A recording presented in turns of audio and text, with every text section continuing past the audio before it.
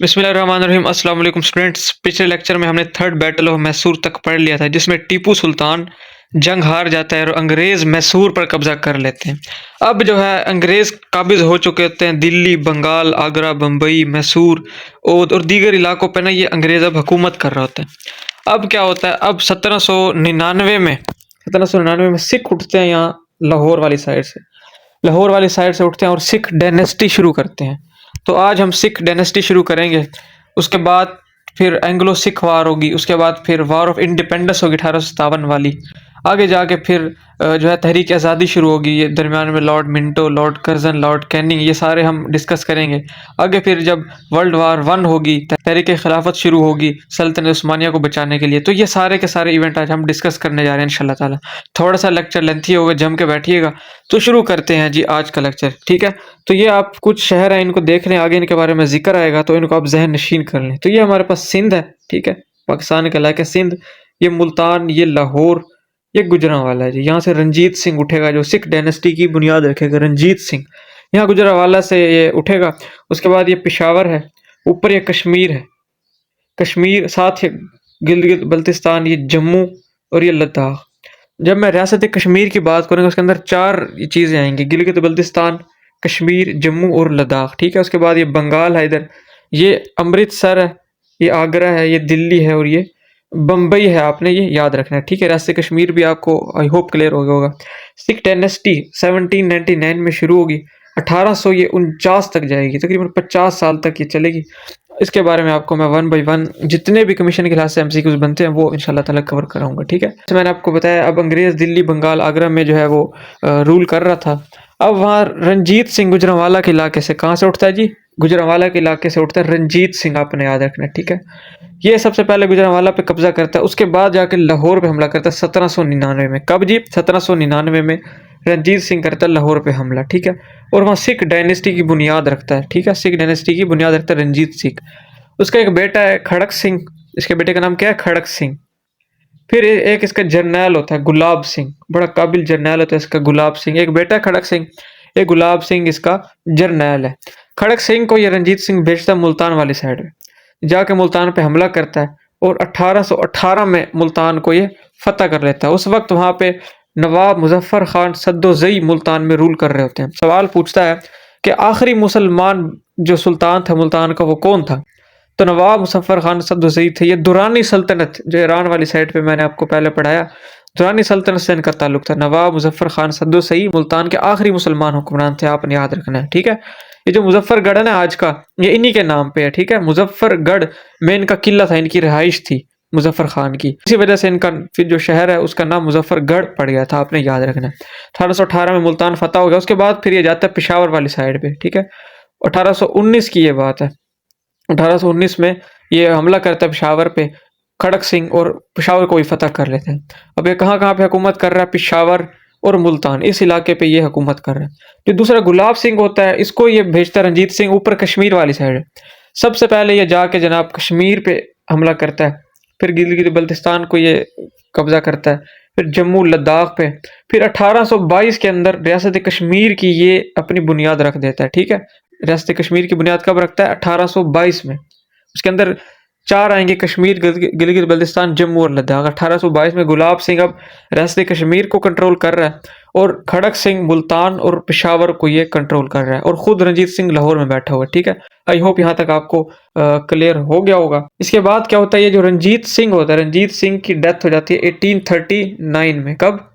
1839 में। रंजीत सिंह बड़ा ही बहादुर होता है, बड़ा दलेर तगड़ा किस्म का लीडर होता है, ठीक है। इसके पीछे फिर इतना कोई खास होता नहीं है। इसका बेटा भी काबिल होता है खड़क सिंह, ये भी उसी साल 1839 में, 1839 में ये भी, इसका भी यहाँ पे कत्ल हो जाता है, ठीक है। 1839 में रंजीत सिंह शुरू वाले महीनों में, और जो ये खड़क सिंह होता है ये आखिरी वाले लेट 1839 में इसकी डेथ हो जाती है, ठीक है।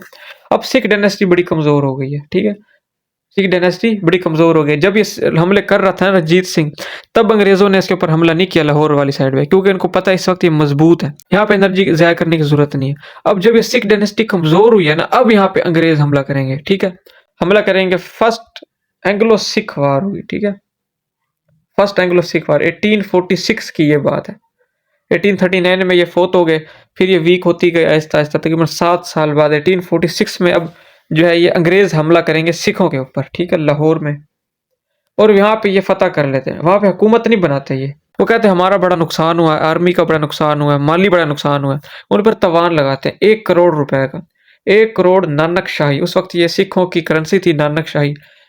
पेपर में नानक शाही नहीं आता, वैसे पूछता है कितना कर्जा लगाया, 1 करोड़ रुपए का तवान लगाया, ठीक है, आपने याद रखना है, ठीक है।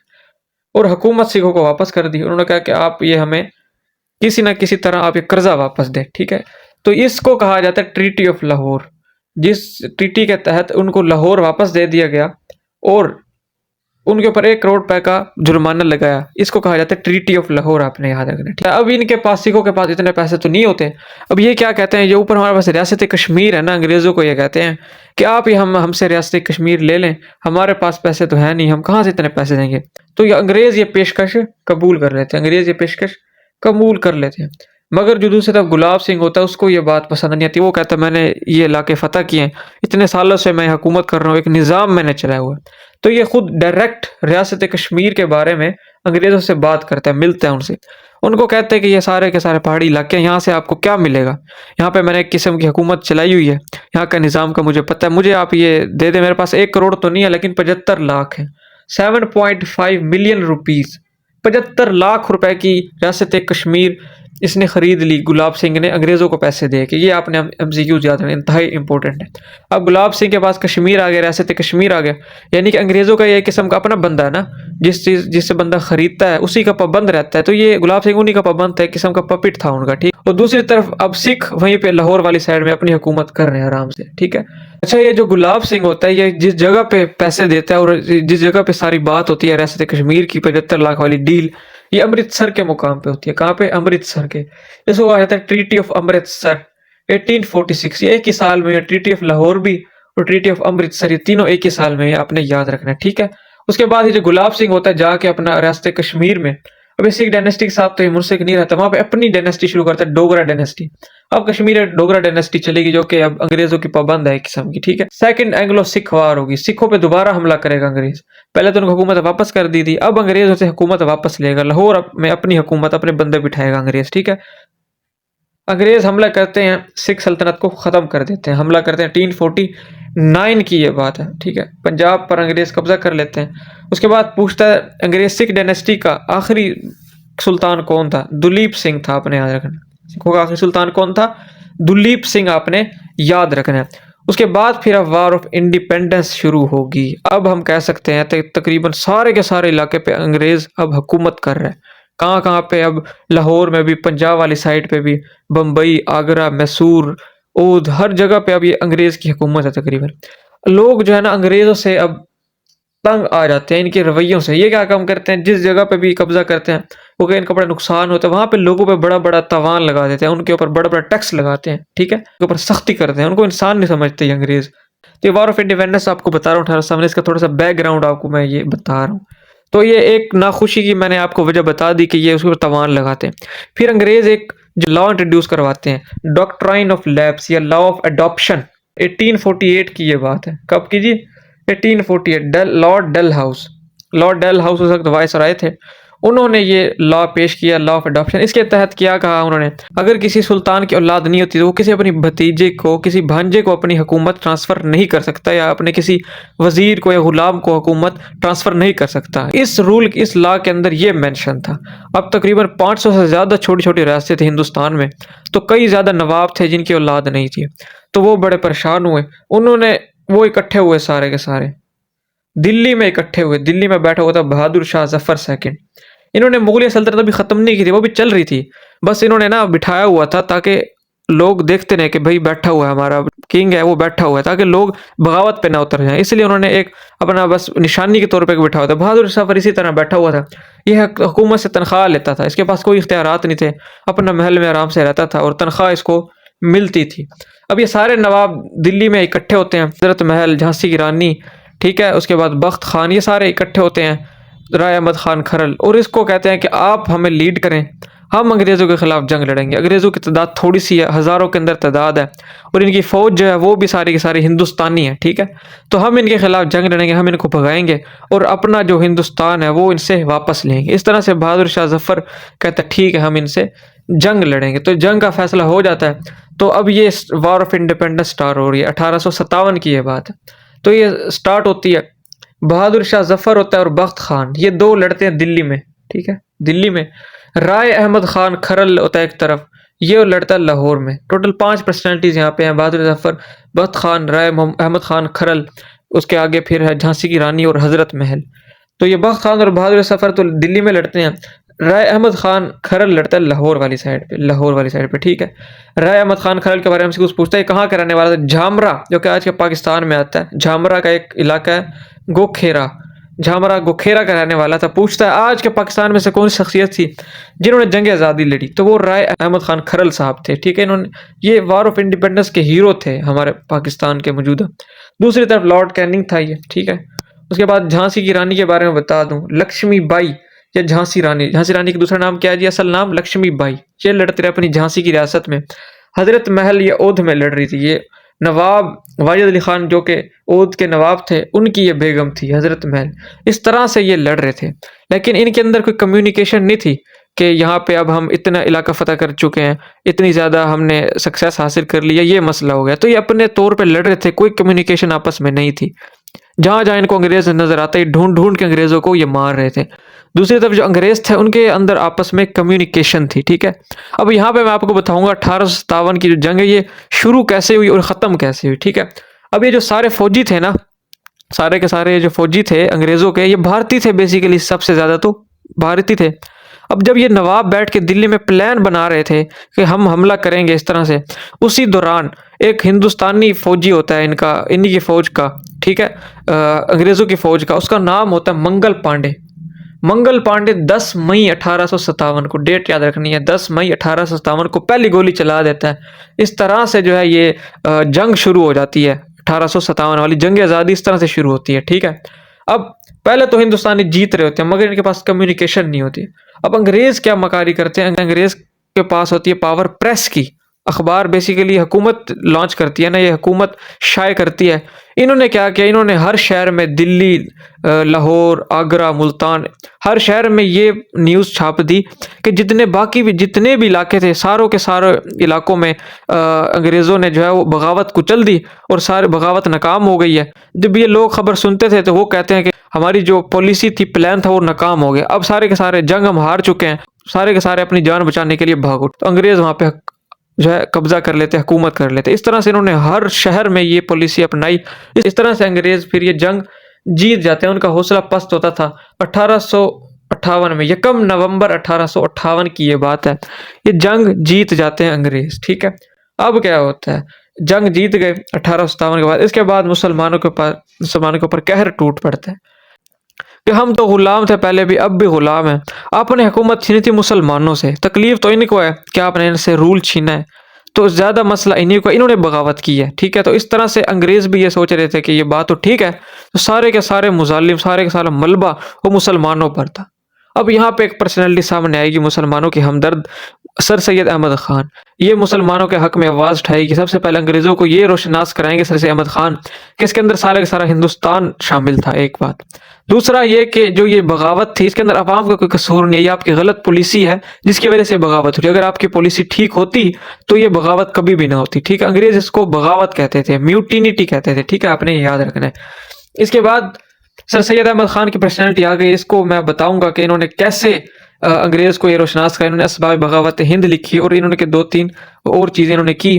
तो इनके बारे में और एमसीक्यूज हैं, वो भी डिस्कस करेंगे और आपको ये भी मैं बताऊं। अच्छा, ये जो बहादुर शाह जफर थे, जब जंग हार गए, इनको बर्मा में, रंगून में कैद कर दिया गया, ठीक है। 1 नवंबर 1858 में जंग हार गए थे ना। फिर 1862 में जंग जब हार गए, उसके 4 साल बाद ये फिर कैद में ही वफात हो गई थी। फिर उनका शेर भी है, कितना बदनसीब है जफर दफन के लिए, 2 गज जमीन न मिली कुए यार में। उस वक्त इनकी उम्र थी 87 साल, आपने याद रखना है। अच्छा, बार हमने सर सैयद अहमद खान को डिस्कस करना है, ठीक है। सर सैयद अहमद खान बेसिकली पैदा हुए दिल्ली में। कहाँ पैदा हुए? दिल्ली में 1817 में। इनके फादर का नाम है मीर मोहम्मद मुत्तकी, ठीक है। मुगलिया दरबार में ये अकबर सेकंड उस वक्त बैठे हुए थे, अकबर सेकंड। ये उस वक्त मुगलिया दरबार में ये खिदमत करते थे, वहाँ पे जॉब थी इनकी, ठीक है। 1838 में 1838 में, ठीक है, तकरीबन ये 21 साल के थे सर सैयद अहमद खान, इनके फादर की डेथ हो जाती है। उसी साल 1838 में सर सैयद अहमद खान को ब्रिटिश गवर्नमेंट में एज अ मुंशी जॉब मिल जाती है, एज अ मुंशी। 1838 की ये बात है, इनको जॉब मिली है। तो 2 साल बाद 1840 में ये अपनी पहली किताब लिखते हैं, जामे जम। सबसे पहली किताब सर सैयद अहमद खान की जामे जम है, कब लिखी? 1840 में, आपने याद रखना। इनको जॉब मिली 1838 में। 6 साल बाद इनकी प्रमोशन हो जाएगी जी। 6 साल बाद इनको 1846 में, बल्कि 8 साल बनते हैं, 8 साल में 1846 में एज अ मजिस्ट्रेट ये प्रोमोट हो जाते हैं। उसी साल 46 में ये बुक लिखते हैं असारुस सनादीद, अपने याद रखना। असारुस सनादीद का वैसे टॉपिक क्या होता है? इंडिया के अंदर जितनी भी पुरानी बिल्डिंग्स होती हैं, ये सर सैयद अहमद खान का टॉपिक होता है। अच्छा, जब जंग हो रही थी सर सैयद अहमद खान उस वक्त बजनौर में थे, बजनौर में थे। उनके साथ जो कुलीग थे ना 3-4, वो सारे अंग्रेज थे। जब जंग हो रही थी तो आपको पता है कि अंग्रेजों को ढूंढ ढूंढ के मारा जा रहा था। तो इन्होंने अपने दोस्तों की जान बचाई, इनको अपने घर में इन्होंने पनाह दी थी, बचा के रखा था, ठीक है। तो इस तरह से ये जो अंग्रेज सर सैयद अहमद खान को अच्छा मानते थे। सर सैयद अहमद खान ने बताया कि पूरा हिंदुस्तान एक में शामिल था। दूसरा बताया कि बगावत की वजह आपकी गलत पॉलिसी है, ठीक है। उन्होंने रिसाला असबाब बगावत हिंद में ये सारी चीज़ें लिखी। यकम नवंबर में जंग खत्म हुई तो उसके बाद ही 2 महीनों के अंदर अंदर 1858 में इन्होंने ये रिसाला लिखा, रिसाला असबाब बगावत हिंद।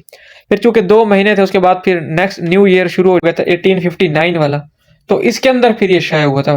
ज्यादातर ये पूछता है असबाब बगावत हिंद कब लिखा? 1858 में, शाये किया अगले साल 1859 में। ये आपने याद रख लेना, ठीक है। अब मुसलमानों का एक और मसला था, ये मुसलमान अंग्रेजी नहीं सीखते थे, क्योंकि मुसलमानों के जो पेशवा थे मौलवी, वो कहते थे अंग्रेजी जो है ये हराम है। इस तरह के कई ज़्यादा फतवे आपने सुना होगा, स्पीकर आया था तो इस तरह के फतवे मौलवी हजरात ने लगाए थे। इस तरह अंग्रेजी पे भी फतवा था। दूसरी तरफ हिंदू थे, हिंदू ने जनाब फ़ौरन अंग्रेजी सीखी। अब क्योंकि अंग्रेज़ राज है, इन्होंने अंग्रेजी सीखी और ऑफिसर भर्ती होते गए। सर सैयद अहमद खान ने जो है ये मुसलमानों को बताया कि आप अंग्रेजी सीखें, इस तरह से आप बहुत पीछे रह जाएंगे, ठीक है। अगर आपने अपने हकूक हासिल करने हैं, अपने हकूक की आवाज़ उठानी है, तो इसके लिए अंग्रेजी सीखना पड़ेगी आपको। आप अंग्रेजी सीखें, ऑफिसर बने, ब्यूरोक्रेसी में आए और मुसलमानों के हकूक की हिफाजत करें। इसके लिए सर सैयद अहमद खान ने कोशिश की। सबसे पहले मुरादाबाद में स्कूल खोला 1859 में, ठीक है, 1859 की बात है ये। फिर उसके बाद क्योंकि 1858 में जंग खत्म हुई, नेक्स्ट ईयर ही मुरादाबाद इन्होंने सर अहमद खान ने खोल दिया था। उसके बाद साइंटिफिक सोसाइटी इन्होंने शुरू की, 1863 की बात है। उसके नेक्स्ट ईयर ही गाजीबाद इंस्टीट्यूशन खोला, ठीक है। ये सारे के सारे उस मैार पे थे, अंग्रेज़ी और ये जो साइंटिफिक किताबें थी उस दौर की, उस मैार पे इन्होंने ये कॉलेज खोले। उसके आगे लंदन भी जाएंगे सर सैयद। अंग्रेज़ों का जो तालीमी निज़ाम था उस वक्त कामयाब जा रहा था, तो वो सीखने के लिए ये गए भी थे। उसके बाद फिर आके एम कॉलेज जो है शुरू करेंगे, मैं अभी आपको आगे बताता भी हूँ। फिर उर्दू हिंदी कंट्रोवर्सी शुरू हो जाएगी 1867 में, बनारस में। कहाँ पे भी? बनारस में। ये जब उर्दू हिंदी कंट्रोवर्सी होगी हिंदू और मुसलमानों के दरमियान, हिंदू कहेंगे जो हिंदी होनी चाहिए, मुसलमान कहते हैं जी उर्दू होनी चाहिए कौमी ज़ुबान, तो ये कंट्रोवर्सी आस्ते आस्ते फैलती गई 1867 में बनारस के मकाम। इस वाक़ये के बाद पहले सर सैयद कहते थे कि मुसलमान और हिंदुओं को इकट्ठा रहना चाहिए, मगर इस वाक़ये के बाद सर सैयद अहमद खान ने ये जान लिया कि हिंदू और मुसलमान 2 अलग-अलग कौमें हैं, 2 अलग-अलग कौमें, ये कभी इकट्ठे नहीं रह सकते, ठीक है। तो ये अब वाक़या हो गया उर्दू हिंदी वाला। इसके बाद 1869 में, 1869 से 1870 तक ये रहेंगे, लंदन जाएंगे, लंदन यात्रा, विजिट टू लंदन। इसके पीछे 2 इनके मकसद होंगे। एक तो ये जाके वहाँ पे अंग्रेज़ों का निज़ाम देखेंगे, तालीमी निज़ाम, क्योंकि उस वक्त कामयाब जा रहा होगा, तो फिर उसके तहत अपने यहाँ पे कॉलेज बनाएंगे, या कि एमए कॉलेज। दूसरा एक अंग्रेज़ था विलियम म्यू, उसने जो है आप सल्लल्लाहु अलैहि वसल्लम के बारे में, बायोग्राफी के बारे में किताब लिखी, जिसके अंदर उसने कुछ गुस्ताखाना बातें लिखी। तो उसका जवाब लिखने के लिए उसी की किताबों को मुताला करने गए, ताकि वहाँ से रेफरेंस हासिल करके उसको अच्छा सा जवाब दे सकें। तो इस तरह से ये वहाँ पे गए थे, अपने बेटे सैयद महमूद के साथ गए थे, ठीक। उस किताब का नाम था life of Muhammad, peace be upon him. William Muir ने ये लिखी थी, life of Muhammad, peace be upon him. तो ये जो जवाब लिख रहे थे, उस किताब का नाम था खुतबात अहमदिया। क्या नाम था जी? खुतबात अहमदिया। 1870 की ये बात है, 1870 की बात है, खुतबात अहमदिया। फिर यहाँ पे 1870 में एक और किताब भी लिखते हैं, रिसालत तहज़ीबुल इखलाक। 2 किताबें 1870 में लिखी है, खुतबात अहमदिया, दूसरी रिसालत तहज़ीबुल इखलाक, आपने याद रखनी है, ठीक है।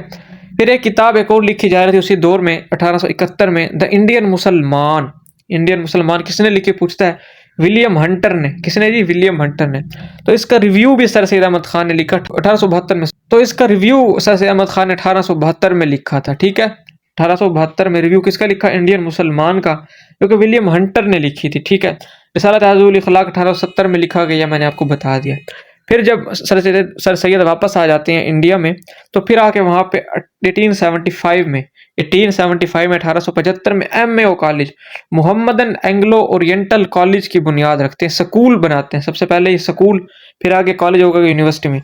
1875 में स्कूल, फिर इसके 2 साल बाद ही MAO कॉलेज बन जाते हैं, स्कूल से कॉलेज बन जाता है। सर लॉर्ड लेटिन इसको एज अ कॉलेज अप्रूव करते हैं, उस वक्त वायसराय होते हैं 1877 में, 2 साल बाद ही। फिर आगे वक्त चलता है, लेकिन 43 ईयर्स तक कॉलेज रहेगा MAO कॉलेज। फिर अलीगढ़ यूनिवर्सिटी इसका नाम तब्दील होगी, यूनिवर्सिटी बन जाएगी 1920 की, ये बात है आपने याद रखना है, ठीक है। अच्छा, sir Syed Ahmad Khan as a magistrate serve करते रहे। फिर 1867 में 18 जब उर्दू हिंदी तनाज़ा हुआ, उसी दौरान ही चीफ जज एज अ चीफ जज सर सैयद प्रोमोट हो गए थे, आपने याद रखना है। फिर 1876 1876 में इनकी रिटायरमेंट होती है। आगे जाके फिर जो सिविल सर्विस कमेटी होगी उसके मेंबर भी ये रहेंगे सर सैयद, ये देखें 1887 से 1888, 1 साल तकरीबन ये सिविल सर्विस कमेटी, जो कि सिविल अफसरान जो होते हैं उनकी भर्ती करने के लिए जो पैनल बैठता उसके ये मेंबर रहे सर सैयद अहमद, ठीक है जी।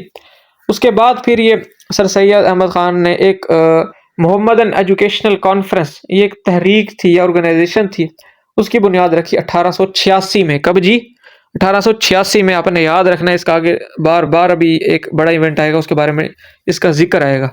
मोहम्मदन एजुकेशनल कॉन्फ्रेंस, ये यही तहरीक थी जो आगे जाके मुस्लिम लीग बन जाएगी, इसका नाम तब्दील होकर मुस्लिम लीग हो जाएगा 1906 में, ये भी हम आगे पढ़ेंगे, ठीक है जनाब।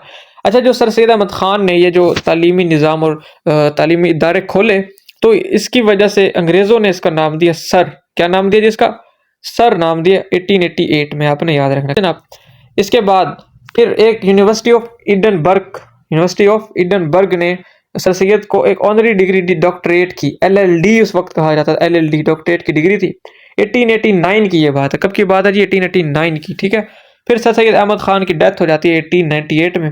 फिर ये वहीं जहाँ पे ये अलीगढ़ यूनिवर्सिटी होती है, वहीं पे इनको फिर मदफून कर दिया जाता है, मदफून कर दिया जाता है, आपने याद रखना है, ठीक है। अच्छा, एक और MCQ यहाँ पे मंदर सर सैयद अहमद खान ने लिखी थी किताब तबय्युनुल कलाम। कौन सी किताब जी, तबय्युनुल कलाम। जब ये साइंटिफिक सोसाइटी 1863 में और ये गाजियाबाद वाले कॉलेज ये बुनियाद रखे थे, उसी दौरान इन्होंने एक किताब लिखी तबय्युनुल कलाम 1862 में। इसके दौरान इन्होंने ईसाइयों और मुसलमानों को करीब लाने की कोशिश की। इसके अंदर ईसाइयों और मुसलमानों के अंदर जो मुश्तरका बातें थी वो एक लिखी, और मुसलमानों को और अंग्रेज़ों को ये इकट्ठा यानी कि करीब लाने की इन्होंने ये कोशिश की थी, तबय्युनुल कलाम, ठीक है।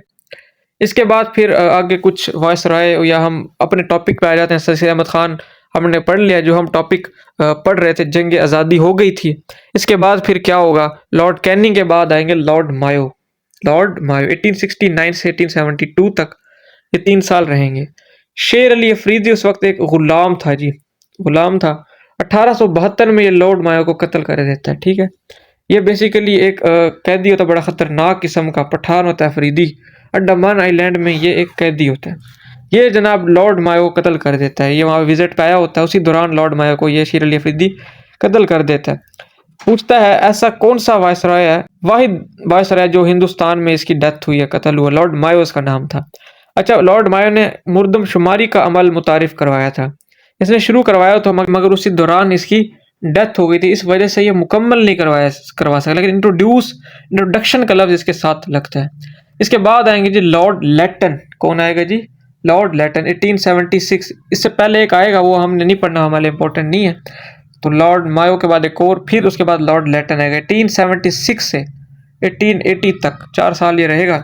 इसके टेन्योर को कहा जाता है seeding time of India. Lord Lytton के दौर क्या कहा जाता है, सीडिंग टाइम ऑफ इंडिया। इसी दौरान जब ये जो तहरीक आज़ादी आगे जाके इंडिया और पाकिस्तान की जो सेपरेशन होगी, इसका जो बीज था वो इसी दौरान ढल गया था। लॉर्ड लेटन ने क्या काम किया, लॉर्ड लेटन ने इंट्रोड्यूस करवाया civil services act. Civil services act 1876 में आया था, अगले साल इसने ये एक्ट इंट्रोड्यूस कराया। इसके अंदर इसने क्या कहा, इसने कहा जो 19 साल से ऊपर का बंदा होगा वो सिविल सर्विस के लिए अप्लाई नहीं कर सकता। पहले 21 साल थी, हालांकि ये भी बहुत कम थी, इसने 2 साल और कम कर दी 19 साल कि जनाब इससे ज़्यादा जिसकी उम्र होगी वो जनाब सिविल सर्विस के लिए अप्लाई नहीं कर सकता। ये इसने किया। तो लोगों ने इसके खिलाफ न्यूज़पेपर में लिखा। लॉर्ड लेटन ने फिर क्या काम किया, लॉर्ड लेटन साहब वो जो अखबारों के अंदर जो खिलाफ इसके बातें हो रही थी उसको रोकने के लिए एक और इंट्रोड्यूस करवाता है एक्ट, वर्नैकुलर प्रेस एक्ट। क्या नाम है जी? Vernacular press act. 1878 की ये बात है। कब की बात है जी? 1878। 1877 में सिविल सर्विस एक्ट, उसके अगले साल ही वर्नैकुलर प्रेस एक्ट। अब जो इंडियंस होते हैं, जो हिंदुस्तानी, ये इसके सख्त खिलाफ हो जाते हैं, अंग्रेजों की हुकूमत के खिलाफ होते जाते हैं आहिस्ता आहिस्ता। उसके बाद फिर लॉर्ड रिपन आएगा 1880 से 1884 में। इसके दौर कहा जाता है father of local government. Lord Ripon the father of local government in India. ठीक है। अच्छा, इसके दौर में क्या हुआ, जो पहली मरदमशुमारी है वो मुकम्मल हुई 1881 में। ठीक है। इंडिया में पहली मरदमशुमारी कब हुई? 1881 में। किसके दौर में? लॉर्ड रिपन के। अच्छा, यहाँ पे एक MCQs आपको मैं पूछूंगा सवाल कि पाकिस्तान की पहली मरदमशुमारी कब हुई? ठीक है, इसका जवाब कमेंट में देंगे। ठीक है, लाजमी कमेंट में ज़रूर बताइएगा। नेक्स्ट हमारे पास फिर अब फ्रीडम मूवमेंट शुरू होगी। लॉर्ड रिपन के बाद फ्रीडम, एक हमारे पास जंग आज़ादी है, ये अब तहरीक आज़ादी है। दोनों के अंदर अंग्रेज़ों से छुटकारा हासिल करने के लिए हुई थी। जंग आज़ादी में तो ये नाकाम हो गए थे हिंदुस्तानी। अभी जो फ्रीडम मूवमेंट है, तहरीक आज़ादी, इसके अंदर कामयाब हो जाएंगे अंग्रेज़ों से जान छुटाने के लिए, क्योंकि आगे वर्ल्ड वार 1 आएगी। तो हम ये चीज़ें अभी हम पढ़ेंगे इंशाल्लाह ताला। तो 1885 से शुरू होती है फ्रीडम मूवमेंट और 1947 तक ये जाएगी। लॉर्ड डफरिन सबसे पहले आएंगे इसके दौरान। लॉर्ड मायो के बाद लॉर्ड डफरिन आएंगे। ठीक है, थोड़ा सा ये डफर होता है इसलिए यहाँ से आपने याद रखना डफरिन। 1884 से 1888 तक 4 साल ये रहेगा। अब जब लॉर्ड लेटन ने वो जो रूल दिए थे उसकी वजह से अब लोग जो है हिंदू के खिलाफ हैं। अब ये लॉर्ड डफरिन एक प्लान बनाता है। ये कहता है कि किसी तरह लोगों को जो है ना किसी और तरफ लगाया जाए, ताकि लोगों की तवज्जो हुकूमत से हट के किसी और तरफ लग जाए। ये बुलाता है जी A.O. ह्यूम को। किसको जी? A.O. ह्यूम। ये एक सिविल सर्वेंट होता है जी, सिविल सर्विसेज में एक जॉब कर रहा होता है सिविल सर्विसेज में। A.O. ह्यूम पूछता है A.O. ह्यूम क्या था? एक सिविल सर्वेंट था जी। ठीक है, ये क्या काम करता है? A.O. ह्यूम तमाम के तमाम पॉलिटिशियंस को इंडिया के इकट्ठा करता है और इनको जनाब एक पार्टी कहता है, पार्टी बनाओ। ठीक है, ये पार्टी बनवा देता है। किसके कहने पे? डफरिन के कहने पे। ठीक है, इंडियन नेशनल कांग्रेस की ये बुनियाद डलवा देता है। इंडियन नेशनल कांग्रेस 28 दिसंबर 1885 की ये बात है। 28 दिसंबर 1885 ये आपने याद रखना है। ठीक है, कांग्रेस के बारे में आप कुछ MCQs बनेंगे। फर्स्ट सेक्रेटरी जनरल कौन था? खुद था A.O. ह्यूम। फर्स्ट प्रेसिडेंट कौन था? बनर्जी थे। दूसरे प्रेसिडेंट इसके दादा भाई नौरोजी थे। कौन थे जी? दादा भाई नौरोजी। थर्ड प्रेसिडेंट बदरुद्दीन तैयब जी थे, ये मुसलमान थे। ये कांग्रेस के पहले मुसलमान सदर थे। सवाल बनता है। ठीक है, बदरुद्दीन तैयब जी। फिर कायद आजम ने भी कांग्रेस को ज्वाइन किया, 1906 में किया था जी। कब किया था? 1906 में। क्यों किया था? एक गोखले साहब एक पर्सनैलिटी थी, उन्होंने कांग्रेस को ज्वाइन किया हुआ था। उनके काम की वजह से, उनकी पर्सनैलिटी से इंस्पायर होकर कायद आजम ने ये कांग्रेस को ज्वाइन किया था। 1906 की ये बात है। ठीक है, उसके बाद फिर लॉर्ड लॉरेंसडाउन आएगा जी 1888 से 1894 तक, 6 साल तकरीबन ये रहेगा। इसके टेन्योर को कहा जाता है first step to democracy. First step to democracy किसका रूल है? Lord Lansdowne. इससे पहले हमने father of local government Lord Ripon को कहा। इसके बाद seeding time of India Lord Lytton के दौर को कहा था। ठीक है, बार लॉर्ड लॉरेंसडाउन ने इंडियन काउंसिल एक्ट इंट्रोड्यूस करवाया 1892 में। कब जी? 1892 में इंडियन काउंसिल एक्ट। इसके तहत जो इंडियंस होंगे, हिंदुस्तानी जो होंगे, वो आएंगे पार्लियामेंट में, आके जनाब देखेंगे किस तरह की डिबेट होती है, किस तरह अपने मसाइल को हल करवाया जाता है। यहाँ पे हिंदुस्तानियों को सिर्फ सुनने की इजाज़त थी, बोलने की इजाज़त नहीं थी। फिर लॉरेंसडाउन के दौर में ही 1893 में ड्यूरेंट लाइन, क्योंकि आज पाकिस्तान और अफगानिस्तान का बॉर्डर है, ड्यूरेंट लाइन 1893 में खींची गई। किसके दौर में? पूछता है लॉर्ड लॉरेंसडाउन के। आपने ये याद रख लेना है। उसके बाद लॉर्ड एल्गिन सेकंड आएगा, इसके बारे में कुछ नहीं है। फिर लॉर्ड कर्जन आएगा जी 1899 से 1905 तक। लॉर्ड कर्जन जो है ये मुसलमानों के लिए कुछ अच्छा साबित होगा। इसने सबसे पहले रूल इंट्रोड्यूस करवाया, डिवाइड एंड रूल। पूछता है डिवाइड एंड रूल इसने इंट्रोड्यूस करवाया, लॉर्ड कर्जन ने इंट्रोड्यूस कराया था, आपने याद रखना है। तो ये इसने अब हिंदुस्तान को जो है अब ये तकसीम करेगा। किस तरह तकसीम करेगा हम देखते हैं। सबसे पहले ये जो ये पंजाब होता है ना, पंजाब, ये पहले बहुत बड़ा पंजाब था, पाकिस्तान वाला भी, अब इंडिया का जो हिस्सा था ये भी सारा का बहुत बड़ा पंजाब हो जाता था। इसने क्या कि ये जो सरहदी इलाका था ना, इधर आज का जो सरहद है, इसने इसको और 5 सूबे पंजाब से उठा के इसको शामिल किया और एक सूबा बना दिया, NWF, northern west frontier Pakistan, ये एक सूबा बना दिया 1901 में। यहाँ पे मुस्लिम मेजोरिटी थी, मुसलमान इस बात से खुश हुए, हिंदू इस बात से नाराज थे। ठीक है, मुसलमान तो खुश हो गए कि उनको एक चलो सूबा तो मिला मुसलमानों को, क्योंकि मुसलमानों की वहां पे हालत बड़ी खराब थी उस वक्त। ठीक है, मुस्लिम मेजोरिटी प्रोविंस एक बन गया NWF भी। फिर करजन साहब क्या करते हैं, बंगाल को तकसीम कर देते हैं, ईस्ट बंगाल में और वेस्ट बंगाल में। कब? 16 अक्टूबर 1905 की ये बात है, 16 अक्टूबर 1905 की, आपने याद रखना है। ईस्ट बंगाल का कैपिटल होता है ढाका और वेस्ट बंगाल का कैपिटल होता है कोलकाता। ठीक है, कोलकाता अंग्रेजों की हुकूमत जो ओवरऑल हुकूमत होती है उसका कैपिटल भी कोलकाता ही होता है। ठीक है, यहां तक हो गया क्लियर। इसके बाद अब ये जो फाउंडेशन थी ना ईस्ट बंगाल की, और ये जो सरहद वाला इलाका, ईस्ट बंगाल में मुसलमान थे, उस जो दूसरा सूबा था सरहद वाला उसमें भी मुसलमान थे। अब 2 तकरीबन सूबे मुसलमानों को मिल गए। मुसलमान इस बात से खुश थे, लेकिन हिंदू और कांग्रेस इस बात से खुश नहीं थी। तो हिंदू और कांग्रेस और इस तरह के लोग आए बाहर, उन्होंने एहतजाज किया काफी। ठीक है, तो मुसलमानों ने तो तकसीम बंगाल अपनी जो है ये कबूल कर ली थी। 22 अक्टूबर 16 को आई, 6 दिन बाद 16 अक्टूबर 1905 को तकसीम बंगाल एक्सेप्ट हो गई। कांग्रेस और ये लोग फिर करेंगे स्वदेशी मूवमेंट। 1905 की ये बात, स्वदेशी मूवमेंट पूछता कब की है, 1905 में, तकसीम बंगाल के खिलाफ। ये पहली प्रॉपर मूवमेंट थी, जंग आजादी जब हुई ना 1857 वाली, उसके बाद ये पहली प्रॉपर मूवमेंट है जिसके ऊपर लोग रोड्स पे आए थे। ठीक है, तो अब लॉर्ड कर्जन के बाद आएगा लॉर्ड मिंटो। लॉर्ड मिंटो 1905 से 1910 तक ही रहेगा। ठीक है, आपने याद रखना। इसके दौर में शिमला डेपुटेशन होगा, शिमला वफद 1905। शिमला डेपुटेशन कब हुआ था? शिमला में ये लोग बात करने गए थे मिंटो से 1905 में। 35 लोग का वफद, कितने लोगों का? 35 लोगों का वफद, जो कि अलीगढ़ यूनिवर्सिटी के तालिब इल्म होते हैं। ये अपने प्रिंसिपल मिस्टर आर्क बोल्ड से मिलते हैं। अंग्रेज होता है, वो कहते हैं आप लॉर्ड मिंटो से हमें टाइम लेके दें काइंडली, हम उससे बात करना चाहते हैं। ठीक है, मिस्टर आर्क बोल्ड ये काम करते हैं। अब 35 लोग शिमला में जाते हैं लॉर्ड मिंटो के पास, और वहां पे जनाब अपने मुतालबे, ये मुसलमान होते हैं, अपने जनाब ये मुतालबे रखते हैं। कहते हैं कि मुसलमानों के लिए अलहदा से अदालतें होनी चाहिए, अलहदा से कॉलेज, अलहदा से सूबे होने चाहिए। एक लंबी फहरिस्त जनाब पेश करी। लॉर्ड मिंटो साहब ने कहा कि आपकी बातें तो ठीक है, लेकिन आप हैं कौन लोग? ठीक है, तो ये कहते हैं जनाब हम हिंदुस्तान के मुसलमानों के रिप्रेजेंटेटिव हैं। अब लॉर्ड मिंटो कहता है मैं कैसे मान लूं? कांग्रेस कहती है कि मैं हूं मुसलमानों की और हिंदू दोनों की, मैं रिप्रेजेंटेटिव हूं। आप कैसे, मैं आपके पास कोई कागज है, कोई दस्तखत है इस तरह के? तो उनके पास तो इस तरह का कोई कागज या इस तरह की कोई पार्टी नहीं होती। तो लॉर्ड मिंटो उनको मशवरा देता है कि आप जाएं और एक पार्टी बनाएं, एक पेज पे आए, फिर आप अपने जो है मुतालबात पेश करें, फिर हम देखेंगे जो हम कर सकते हैं। ठीक है, इसके बाद फिर लॉर्ड मिंटो ने यह मशवरा दिया। शिमला वफद को रहनुमाई कौन कर रहा था? सर आगा खान सोइम। कौन जी? सर आगा खान सोइम, सर मोहम्मद खान इनका असल नाम है। ठीक है, अब फॉर्मेशन ऑफ मुस्लिम लीग होती है, कैसे होती है? ढाका के अंदर मोहम्मदन एजुकेशनल कॉन्फ्रेंस, जिसकी बुनियाद 1886 में सर सैयद ने रखी थी, इसका 20वां इजलास 1886 जमा 20 करो क्या होगा? 1906। 1906 में ये हो रहा है जी 20वां इजलास।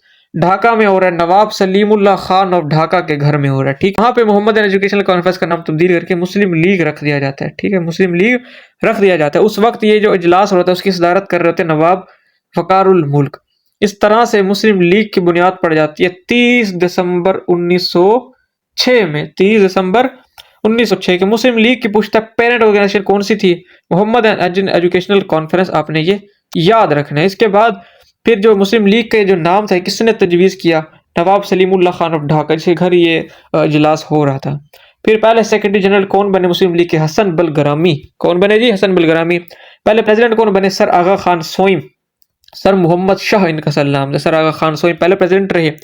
फिर मौलाना मोहम्मद अली जौहर ने मुस्लिम लीग का पहला कॉन्स्टिट्यूशन लिखा, यानी कि एक फ्रेमवर्क लिखा कि मुस्लिम लीग कैसे काम करेगी। कॉन्स्टिट्यूशन लिखा, एक ग्रीन बुक है उसके अंदर लिखा था मोहम्मद अली जौहर ने। ये MCQs बनते हैं।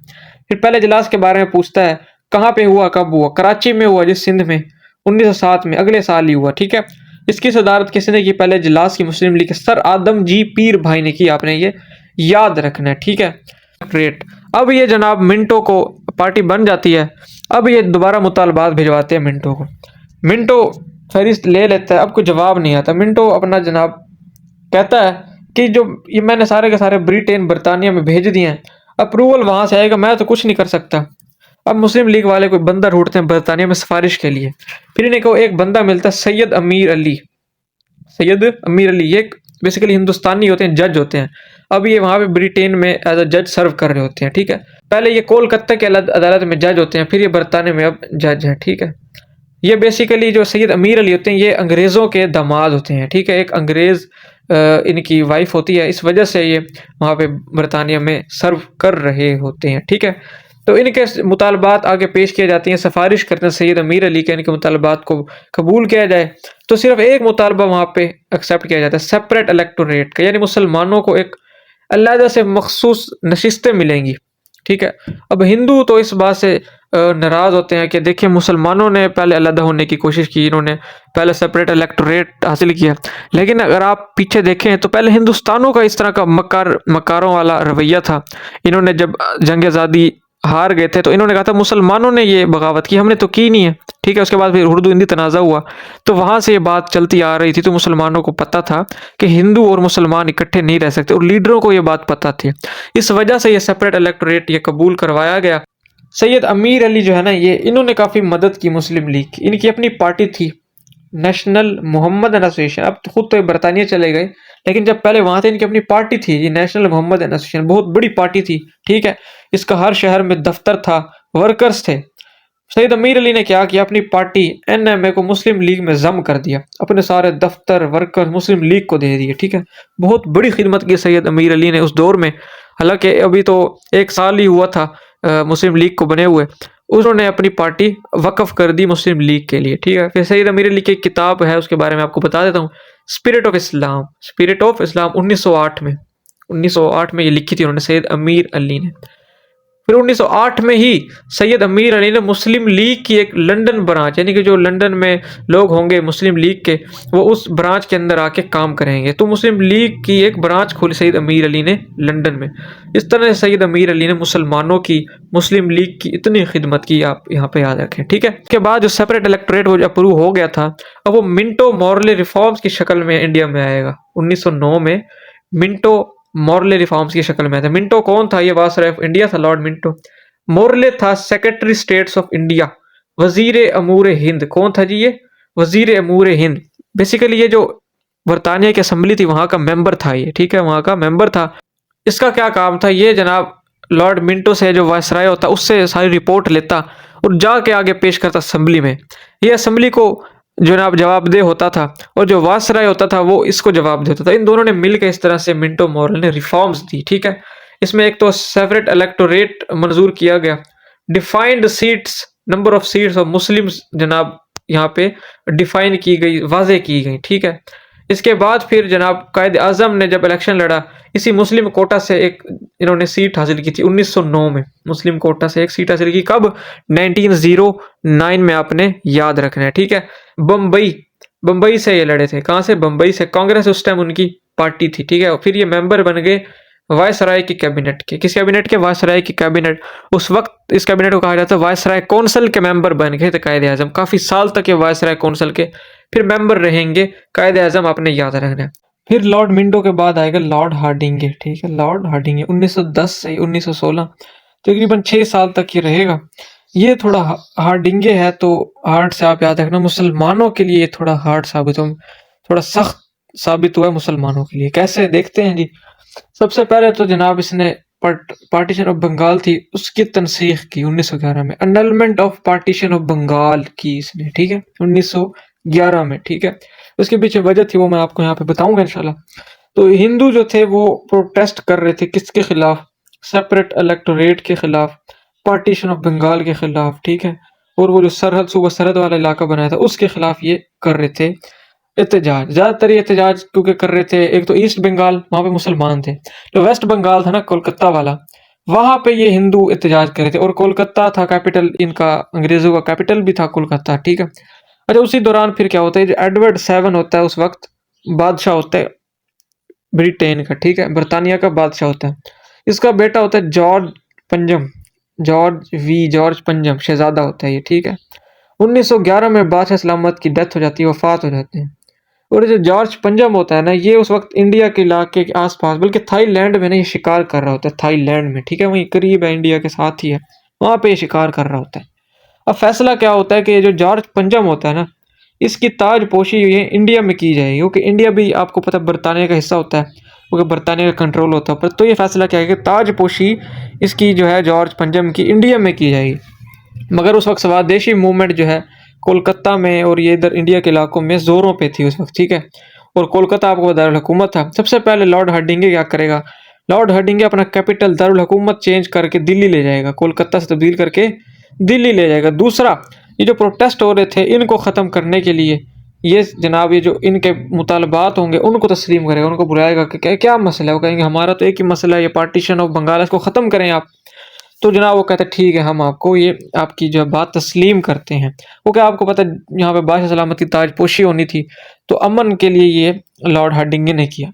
तो जॉर्ज पंजम की जनाब ताजपोशी होती है 1911 में, और वहीं पे तकसीम बंगाल को तनसीख कर दिया जाता है, मनसूख हो जाता है तकसीम बंगाल 1911 में, आपने याद रखना है। अब ये जो तनसीख होती है ड्यू टू एनलमेंट, एक लीडर होता है मुस्लिम लीग का, नवाब सलीमुल्लाह खान ऑफ ढाका, जिसके घर ये पहला इजलास हुआ था, वो जनाब पॉलिटिक्स से कंप्लीटली इस्तीफा दे देते हैं सियासत से 1912 में, अगले साल ही। वो कहता है कि अंग्रेज़ों की एक ज़ुबान है ही नहीं, इनके ऊपर भरोसा नहीं किया जा सकता। पहले इन्होंने तकसीम की, मुसलमानों को एक सूबा दिया, अब वो दोबारा छीन रहे हैं, इनकी एक ज़ुबान नहीं है। इस वजह से दिल बर्दाश्त होकर नवाब सलीमुल्लाह खान ऑफ ढाका ने इस्तीफा दे दिया सियासत से मुकम्मल तौर पर, ठीक है। 1912 की बात हो रही है। फिर यहाँ पे यही 1911, 12, 13 में ये 3 न्यूज़पेपर हैं, इनको डिस्कस कर लेते हैं। सबसे पहले जो कॉमरेड और हमदर्द और अल हिलाल, कॉमरेड 1911, अल हिलाल 1912, हमदर्द 1913। ये ऊपर वाले कॉमरेड और हमदर्द है, ये तो मौलाना मोहम्मद अली जौहर ने लिखे हैं।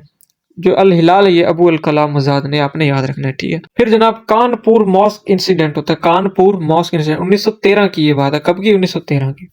एक सड़क की तामीर हो रही होती है इसके दौर में, हार्डिंगे के। एक मस्जिद का सहन आ जाता है उस रोड के दौरान, तो ये मस्जिद का जो हिस्सा वो शहीद कर देते हैं। मुसलमानों को गुस्सा आता है, मुसलमान एहतजाज करते हैं, ठीक है, मुसलमान एहतजाज करते हैं। लेकिन वहां पे इनका एक जर्नेल होता है, ठीक है, लॉर्ड हार्डिंगे का जर्नेल होता है, उसने ना वो गोलियां चला देता है मुसलमानों के ऊपर डायरेक्ट। 133 मुसलमान शहीद हो जाते हैं। कितने? 133 मुसलमान शहीद हो जाते हैं। इस वाक्य के बाद मुस्लिम लीग का मुसलमानों के तमाद उठ जाता है अंग्रेजों पर कि अंग्रेज हमारे मोहसिन नहीं है, ठीक है। अब कायद आज़म रहमतुल्लाह अलैह भी 1913, ये 1913 के कुछ वाक़यात हैं, कानपुर मॉस्क इंसिडेंट हो गया। दूसरा, कायद आज़म मुस्लिम लीग को 1913 में ज्वाइन कर लेते हैं, ठीक है जनाब। अब आगे जाके 1914 में वर्ल्ड वार 1 स्टार्ट हो जाती है। ब्रिटेन होते हैं, दूसरी तरफ ओटोमैन एम्पायर हो जाती है, ठीक है। अंग्रेज क्या करते हैं, यहाँ से हिंदुस्तान से सिपाही भर्ती करते हैं, जाके यूरोप में छोड़ देते हैं, वहाँ पे हिंदुस्तानी शहीद हो रहे होते हैं, ठीक है। अब यही मौका होता है, कांग्रेस और मुस्लिम लीग इकट्ठे बैठते हैं, ठीक है, इकट्ठे बैठते हैं और अंग्रेज हुकूमत से अपने इख्तियारात, अभी आज़ादी का कोई वाक़या नहीं हुआ, अभी ये कहते हैं कि इनसे ज़्यादा इख्तियार लेंगे, इनके ऊपर प्रेशर डाल के, ठीक है। लखनऊ पैक्ट होता है जी। कायद आज़म साहब 1916 में मुस्लिम लीग और कांग्रेस को एक जगह बिठाते हैं, और दोनों पार्टी, क्योंकि कायद आज़म दोनों पार्टी में थे ना, लखनऊ के मकाम पर इंडियन नेशनल कांग्रेस, मुस्लिम लीग, इस तरफ से जिन्ना साइन करते हैं, इस तरफ से बीजे तिलक पूछता है कि ये जो लखनऊ पैक्ट में इंटर कांग्रेस के कौन लीडर थे जिन्होंने दस्तखत किया, तो बीजे तिलक साहब थे, आपने याद रखना है। कौन थे जी? बीजे तिलक साहब, आपने ये याद रखना है। इस मुआहदे में क्या तय पाया कि हिंदुस्तानियों के हकूक के लिए मिलकर आवाज़ उठाई जाएगी। कांग्रेस और जो यहाँ पे मुस्लिम लीग है ये अलग अलग नहीं है। अब यहाँ पे आप देख लें, कांग्रेस और मुस्लिम लीग ने इत्तेहाद कर लिया। पहले चलो मुसलमानों के खिलाफ जितनी भी हिंदुस्तानियों ने, कांग्रेस ने मकारियाँ की, उसको भुला के मुसलमान यहाँ पे इकट्ठे हो गए, कांग्रेस और मुस्लिम लीग इकट्ठे हो गए। अब आगे जाके आप देखिएगा कांग्रेस फिर मकारी दिखाएगी, ठीक है, आपने ये देखना आगे। अच्छा, कायद आज़म ने इन दोनों को बिठाया था इसी वजह से। एक सरोजनी नैदो बांग्लादेशी शायरा थी, सरोजनी नैदो, ये कायद आज़म को एक टाइटल देती हैं, ambassador of Hindu Muslim unity. क्या? Ambassador of Hindu Muslim unity, 1916 की ये बात है। अच्छा, जो सरोजनी नेडू थी ना, इनका अपना खिताब भी था, नाइटिंगेल ऑफ इंडिया, बुलबुल हिंद थी, ये शायरा थी एक, सरोजनी नेडू साहब, आपने याद रखना है, ठीक है। इसके बाद फिर आते हैं जी लॉर्ड हार्डिंगे के बाद लॉर्ड चेल्मस्फोर्ड। लॉर्ड चेल्मस्फोर्ड 1916 से 1921 तक रहेंगे, 5 साल तकरीबन। जब बरतानिया जंग जीत जाता है ना, तो पीछे से अब ये कमीशन बनाते हैं अंग्रेज कि जिन्होंने भी हिंदुस्तान में से ये जंग के दौरान अंग्रेजों के खिलाफ साजिशें की हैं, तो उनको सामने नामजद किया जाए। उसके लिए कमीशन बना जिसकी सरबराही रॉलेट को दी गई। ये एक जज था, ठीक है, रॉलेट एक जज था। इसके सरबराही में एक कमीशन बनाई गई, ठीक है। कमीशन ने जनाब नामजद किए। 1918 में ये बनाई गई थी कमीशन, आपने याद रखना है, ठीक है। चेल्मस्फोर्ड के दौर में हुई ये कमीशन बनाई गई 1918 में, रॉलेट के दौर में। फिर ये रॉलेट खुद 18 में कमीशन बनी, अगले साल 1919 में रॉलेट एक्ट पेश करेगा जी। रॉलेट एक्ट, ये ब्लैक एक्ट इसको कहा जाता है 1919 में। रॉलेट एक्ट के तहत जो हिंदुस्तानी हैं, इनको रियासत बगैर बताए, जो इनका जुर्म बताए, बगैर किसी बात के इनको उठा सकती है और इनको जनाब अदालत में भी पेश करने का हक नहीं है। उनको अपने पास अपने जेल में रख सकती है, गायब कर सकती है। ये इसका जनाब एक्ट था। कायदे आजम ने इसकी खुलकर जनाब मुखालफत की, इसको काला कानून कहा। क्या कहा जी? काला कानून कहा। और कायदे आजम ने एहतजाजन, क्योंकि वायसराय कौंसिल थे, आपको मैंने बताया, तो वो जो मुस्लिम कोटा आया था मिंटो मोरले रिफॉर्म्स वाला, उसमें से ये इलेक्ट हुए थे वायसराय कौंसिल के मेंबर। इन्होंने वहां से एहतजाजन इस्तीफा दे दिया इस काले कानून की वजह से, ठीक है। उन्होंने कहा ये कौन सी बात है कि उसका कोई जुर्म भी ना बताएं आप और उसको उठा लें। इस तरह से तो आप किसी भी बंदे को उठा लेंगे, कैसे साबित होगा कि इसका जुर्म है कि नहीं? तो ये कायदे आजम उस वक्त टॉप क्लास के वकील थे, उन्होंने ये खिलाफ उनकी आवाज उठाई, ठीक है। फिर आगे जाके 1919 में ही रॉलेट एक्ट आया था। फिर मोंटेगो चेल्मस्फोर्ड रिफॉर्म्स आएंगे, ठीक है। Montague चेल्मस्फोर्ड reform. मोंटेगो उस वक्त वजीर अमूर हिंद थे और चेल्मस्फोर्ड वायसराय थे, ठीक है। वजीर अमूर हिंद के बारे में मैंने आपको बताया, ये जवाबदेह होता है जो बरतानिया की असम्बली में, ठीक है। और ये जो वायसराय होगा, ये इस वजीर अमूर हिंद को जवाबदेह होगा। इस मोंटेग चेल्मस्फोर्ड रिफॉर्म्स के अंदर डायरकी सिस्टम को इंट्रोड्यूस करवाया गया। 1919 की ये बात है, ठीक है, 1919 को। डायरकी सिस्टम में क्या होगा, ये जो इसके तहत गवर्नर और एक सूबे का गवर्नर और वजीर आला, इन दोनों के अलग अलग कबीना होगी। इसको डायरकी सिस्टम कहते हैं। पोस्ट डायरकी सिस्टम किसके दौर में? चेल्मस्फोर्ड के सिस्टम में। किसके तहत आया? मोंटेग चेल्मस्फोर्ड रिफॉर्म्स के तहत आया। फिर क्योंकि 1919 में आया, 2 साल बाद इसको इम्प्लीमेंट किया, 2 साल लगे थे इम्प्लीमेंट करने में। आगे जाकर फिर 1919 में एक जलियांवाला बाग इंसिडेंट भी होगा, उसके मैं बता देता हूँ आपको। अब लोग जहाँ जहाँ भी इकट्ठे होते, ये जो रॉलेट एक्ट था ना, इसके खिलाफ जनाब एहतजाज करने लग जाते। कांग्रेस भी, मुस्लिम लीग के भी, इस तरह हिंदुस्तानी जनाब एहतजाज करने लग जाते हैं। अब 1919 की बात है, अमृतसर में एक मेला लगा हुआ था, बड़ा ज़बरदस्त किस्म का है, जो मौसम बहारा का जो मेला होता है ना, मेले बहारा, वो लगा हुआ था। अब इसमें लोग काफ़ी तादाद में इकट्ठे थे। अब मेला के एंड पे क्या कि लोगों ने इकट्ठे हुए और हुकूमत के खिलाफ एहतजाज, तकरीरें शकीरें स्टार्ट कर दी, ठीक है। 13 अप्रैल की बात है, 13 अप्रैल 1919। आपको पता है अप्रैल में बहार होती है। अब सिक्योरिटी पे मामूर थे जनरल डायर। कौन थी? General Dyer. जब ये तकरीरें हुई थी, इन्होंने डायरेक्ट फायरिंग कर दी जी हिंदुस्तानियों पे। 379 लोग शहीद हुए। 379 ऑफिशियल थी, कई ज्यादा हुए थे, ये ऑफिशियल उन्होंने कम करके बताई। 379 लोग शहीद हुए, 1200 लोग जख्मी हो गए, ठीक है। वायसराय कौन है? लॉर्ड चेम्सफोर्ड है, ठीक है।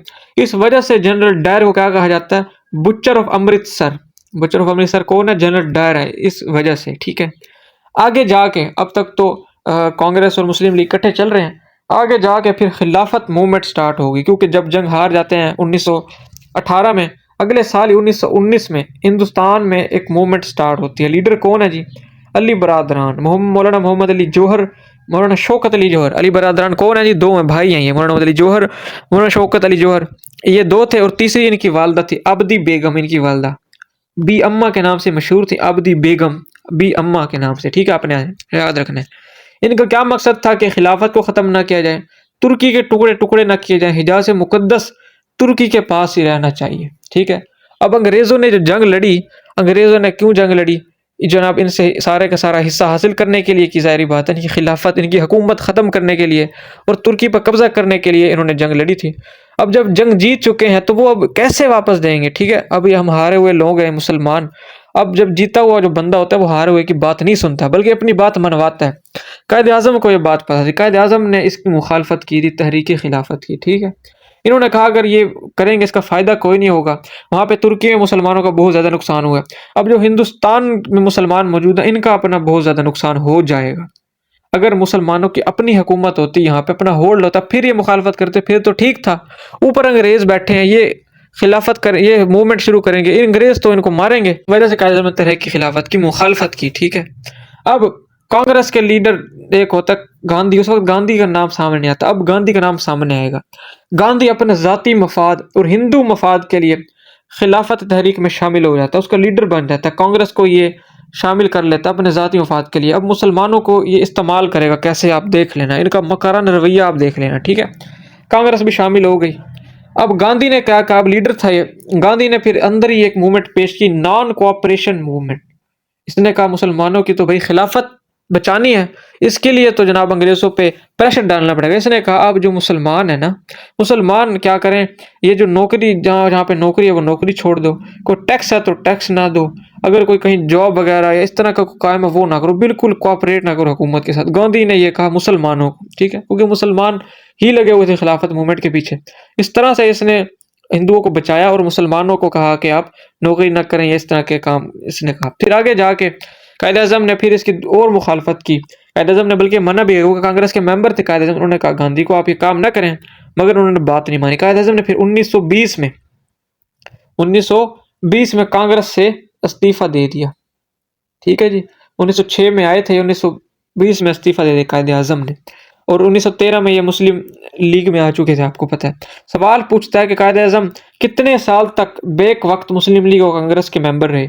7 साल तक एक वक्त बैक वक्त मुस्लिम लीग और कांग्रेस दोनों के ये मेंबर रहे थे कायद-ए-आज़म, अपने याद रखना है, ठीक है। अब नॉन कोऑपरेशन मूवमेंट आ गई। अब गांधी एक और तहरीक खिलाफत कामयाब कराने के लिए एक और मूवमेंट पेश करेगा, ठीक है। 1920 में वो पिछली नॉन कोऑपरेशन मूवमेंट भी 1920 में आई, हिजरत मूवमेंट पेश करेगा, ये भी 1920 में। ये फतवे दिलवाएगा कि ये कहेगा कि ये जो हुकूमत है इस पर प्रेशर डालने के लिए, ताकि आपकी जो खिलाफत वाली मूवमेंट है ये कामयाब हो जाए, अब आपको जनाब यहाँ से छोड़ जाना चाहिए, मुसलमानों के इलाका छोड़ जाना चाहिए। हिंदुस्तान दारुल हरब है, जंग ज़दा इलाका, जहाँ पे कोई जंग हो रही हो या जंग ज़दा इलाका हो तो मुसलमानों को हिजरत कर जानी चाहिए। तो अफगानिस्तान दारुल अमान है, वहाँ चले जाना चाहिए। अब बेचारे मुसलमान क्या करते हैं, मुसलमान अपना छोटा छोटा जो ज़मीन होती है वो बेच देते हैं, किसी के 2 जानवर होते हैं, किसी की थोड़ी बहुत प्रॉपर्टी होती है, वहीं मौजूद जो हिंदू होते हैं उनको बेच के अपना वापस वहाँ पे चले जाते हैं, अफगानिस्तान वाली साइड पे, अफगानी वाली साइड पे जाते हैं। अफगानी उनको जाने की इजाज़त नहीं देते, बल्कि उल्टा उनके ऊपर डंडा बरसाते हैं। अब ये ना आगे के ना पीछे के, इस तरह से गांधी इनको फंसा देता है, ठीक है, मुसलमानों को इस तरह से फंसा देता है और अपने मफाद वहां से जनाब तस्लीम कराई जा रहा होता है। ये गांधी पिस कौन रहे होते हैं, मुसलमान। नाम किसका हो रहा था कि भाई कांग्रेस ने प्रेशर डाला हुआ है, हालांकि मुसलमान पिस रहे हैं, कांग्रेस तो कुछ कर ही नहीं। इस तरह से अपने मुतालबे एक जनाब तस्लीम करवाता गया और मुसलमान वहीं के वहीं फंसे रह गए, जलील करवा दिया मुसलमानों को इसने, ठीक है। अब ये क्या करता है, अब ये कहता है अब इसके अपने मुतालबात या अपने जो मफाद थे वो तो पूरे हो गए। अब गांधी साहब कहता है कि अब ये जो तहरीक खिलाफत है इसको मैं ख़त्म कर देता हूँ, इसको ये कहता है मैं ख़त्म करता हूँ। इस मुसलमानों को इस्तेमाल कर लिया इसने, सारा कुछ हो गया, चोरी चोरी का इंसिडेंट होगा, उसको ये बुनियाद डला के अब ये जनाब गांधी खिलाफत मूवमेंट को छोड़ देगा। अब मुसलमान आगे के न पीछे के बड़ी खस्ता हालत में थे, ये छोड़ के चले गए। अब मुसलमानों को समझ आती जो कांग्रेस है ना, ये हमारी पार्टी नहीं है, ये हमारे मोहसिन नहीं है, बल्कि मुसलमानों के जो मोहसिन है वो कायद-ए-आज़म है, और मुस्लिम लीग हमारे पास ये जो है ये हमारी मोहसिन है। तो ये समझ आ जाती है, यहाँ से एक सियासी शऊर यहाँ से मुसलमानों के अंदर आ जाता है प्रैक्टिकली, ठीक है। समझ आ गई आपको किस तरह से इन्होंने मक्कारी की और किस तरह से गांधी ने मक्कारी की।